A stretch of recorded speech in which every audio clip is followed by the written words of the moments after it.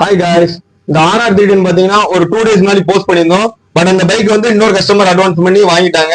So இவங்க கேட்டுதான் bro எனக்கும் ஆர்ஆர் 310 தான் வேணும்னு சொல்லியிருந்தாங்க. சோ இவங்களுக்கு இந்த பைக் தான் அரேஞ்ச் பண்ணி கொடுத்துருக்கோம். இந்த பைக் வந்து நம்ம போஸ்டே பண்ணல, பட் இவங்க வாங்கியிருக்காங்க. இந்த பைக்கோட ரிவ்யூ எப்படி இருக்குன்னு சொல்லுவாங்க.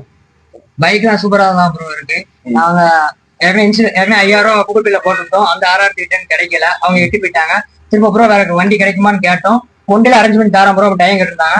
ஒன் டே மினிமம் 12 ஹவர்ஸ்லயே அரேஞ்ச் பண்ணி நைட்டே போன் அடிச்சிட்டாங்க. மறுநாள் இப்போ மறுநாள் டெலிவரி எடுக்காம ஆகி போச்சு. காலைல போன் அடிச்சு வந்தோம்.